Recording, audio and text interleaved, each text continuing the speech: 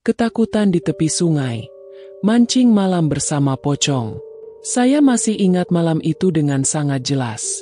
Malam ketika saya pertama kali bertemu dengan pocong di tepi sungai. Semua bermula ketika saya, Jono, memutuskan untuk memancing di sungai tua yang terletak tak jauh dari kos-kosan saya. Kos-kosan ini dekat dengan kampus, namun suasananya sangat sepi dan agak menyeramkan, terutama di malam hari. Banyak teman-teman saya yang mengatakan bahwa sungai itu berhantu, tetapi saya tidak pernah mempercayainya.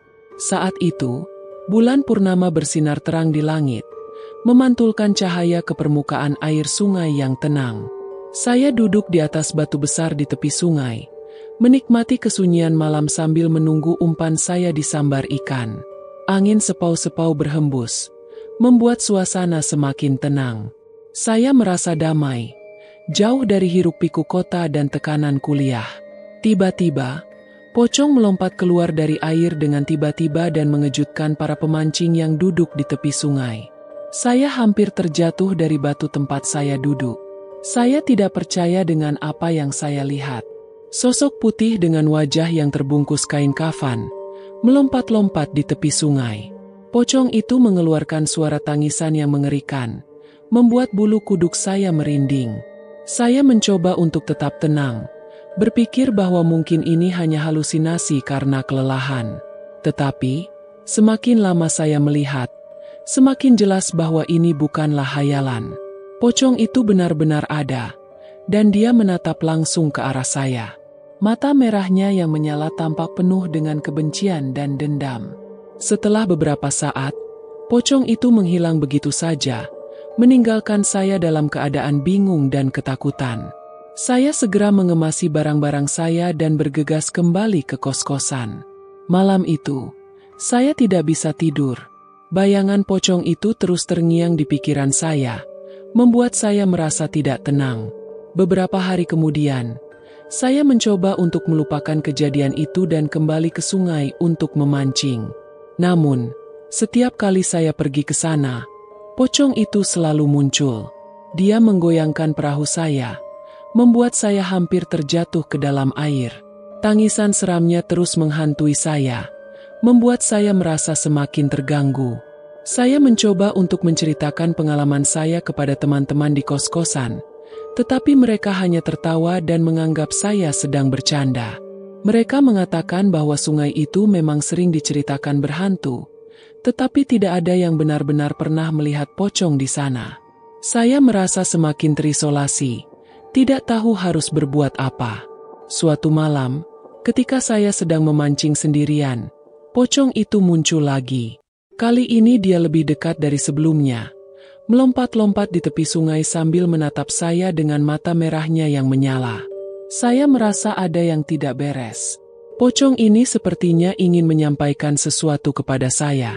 Saya mencoba untuk mendekati pocong itu, tetapi dia menghilang begitu saja, meninggalkan saya dalam ketakutan. Saya kembali ke kos-kosan dengan perasaan campur aduk. Saya tahu saya harus melakukan sesuatu untuk mengakhiri teror ini. Saya mulai mencari informasi tentang pocong dan bagaimana cara mengusirnya. Banyak artikel dan cerita yang saya baca mengatakan bahwa pocong adalah roh orang yang meninggal yang belum diterima di alam baka. Mereka terjebak di dunia ini karena ada urusan yang belum selesai. Saya mencari tahu lebih lanjut tentang sejarah sungai itu dan menemukan bahwa beberapa tahun lalu, seorang pria meninggal tenggelam di sana. Konon, mayatnya tidak pernah ditemukan, dan banyak yang percaya bahwa rohnya masih gentayangan di sungai tersebut. Saya mulai berpikir bahwa pocong yang saya lihat mungkin adalah roh pria tersebut.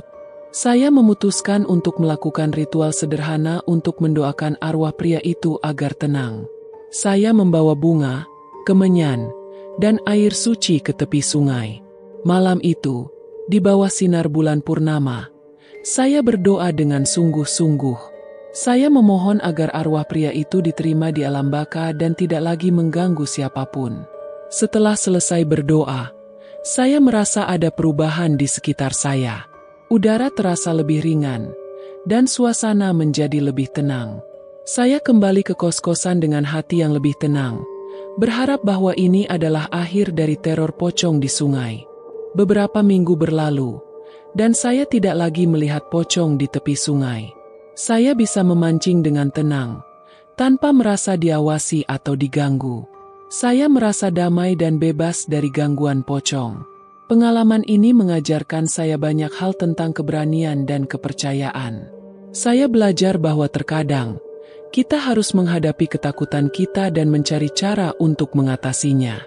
Sekarang, setiap kali saya duduk di tepi sungai dan melihat air yang tenang, saya teringat akan malam-malam yang penuh dengan teror. Tetapi, saya juga merasa bersyukur karena akhirnya saya bisa menemukan kedamaian. Kisah ini mungkin terdengar seperti dongeng, tetapi bagi saya, ini adalah pengalaman nyata yang tidak akan pernah saya lupakan. Namun, cerita ini belum selesai, karena setelah beberapa bulan merasa tenang, kejadian aneh mulai terjadi lagi. Semuanya dimulai dengan hal-hal kecil. Malam itu, saya sedang duduk di tepi sungai, menikmati malam yang tenang. Tiba-tiba, saya mendengar suara langkah kaki dari dalam hutan di belakang saya. Saya menoleh, tetapi tidak ada siapa-siapa. Saya merasa ada yang mengawasi saya, tetapi saya tidak melihat apapun. Saya mencoba untuk tidak terlalu memikirkannya dan kembali fokus pada pancingan saya. Namun, perasaan tidak nyaman itu tidak hilang. Saya merasa ada yang tidak beres, tetapi saya tidak bisa menjelaskan apa itu. Saya memutuskan untuk kembali ke kos-kosan lebih awal malam itu. Keesokan harinya, saya bangun dengan perasaan aneh. Saya merasa seperti ada yang mengawasi saya sepanjang malam. Saya melihat ke sekeliling kamar, tetapi tidak ada yang aneh.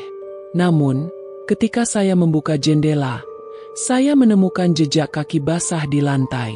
Jejak kaki itu mengarah dari jendela ke tempat tidur saya. Saya merasa merinding dan segera membersihkan jejak kaki itu. Hari-hari berlalu, dan kejadian aneh terus berlanjut. Setiap malam, saya merasa ada yang mengawasi saya. Saya mendengar suara langkah kaki, pintu yang berderit, dan bisikan-bisikan aneh. Saya merasa semakin terganggu dan tidak bisa tidur nyenyak. Saya tahu bahwa saya harus melakukan sesuatu untuk mengakhiri teror ini. Saya memutuskan untuk mencari bantuan. Saya menghubungi seorang teman yang ahli dalam hal-hal supranatural. Namanya Budi. Saya menceritakan semua yang saya alami, dan dia mendengarkan dengan serius. Budi mengatakan bahwa mungkin ada arwah yang belum tenang di kos-kosan atau di sekitar sungai. Dia menawarkan untuk datang dan melakukan penyelidikan. Malam itu, Budi datang ke kos-kosan dengan membawa peralatan religius. Dia memasang beberapa alat di kamar saya dan di tepi sungai. Kami menunggu dengan sabar, berharap bisa menemukan jawaban atas semua kejadian aneh ini. Beberapa jam berlalu tanpa ada tanda-tanda apapun. Saya mulai merasa putus asa. Namun, tiba-tiba, salah satu alat Budi mulai berbunyi. Alat itu mendeteksi adanya energi religius yang kuat di dekat sungai. Kami segera menuju ke sana, dan di tepi sungai, kami melihat sesuatu yang mengerikan. Pocong itu muncul lagi, tetapi kali ini dia tidak sendirian. Ada beberapa pocong lain yang muncul dari dalam air, melompat-lompat di tepi sungai dengan mata merah menyala. Budi mulai melakukan ritual untuk mengusir pocong-pocong itu. Dia membakar kemenyan dan membaca mantra-mantra dengan khusyuk. Saya berdiri di sampingnya, merasa takut tetapi juga berharap. Pocong-pocong itu mengeluarkan suara tangisan yang semakin lama semakin keras, seolah-olah mereka tidak ingin pergi. Setelah beberapa saat, pocong-pocong itu mulai menghilang satu persatu. Suasana di sekitar kami menjadi lebih tenang, dan udara terasa lebih segar. Budi mengatakan bahwa ritual ini mungkin tidak sepenuhnya mengusir mereka, tetapi setidaknya bisa memberikan ketenangan sementara. Dia menyarankan agar saya terus berdoa dan menjaga lingkungan tetap bersih dari energi negatif. Setelah kejadian itu, saya merasa lebih tenang. Saya bisa tidur lebih nyenyak dan tidak lagi merasa diawasi. Namun, saya tahu bahwa pocong-pocong itu mungkin masih ada di sekitar, menunggu saat yang tepat untuk kembali. Saya belajar untuk hidup dengan ketakutan itu dan menjaga lingkungan saya tetap positif. Sekarang, setiap kali saya memancing di tepi sungai, saya selalu membawa bunga dan kemenyan untuk mendoakan arwah-arwah yang belum tenang. Saya berharap bahwa suatu hari, mereka bisa menemukan kedamaian dan tidak lagi mengganggu siapapun. Pengalaman ini mengajarkan saya banyak hal tentang dunia yang tidak terlihat dan bagaimana kita harus menghormati keberadaannya.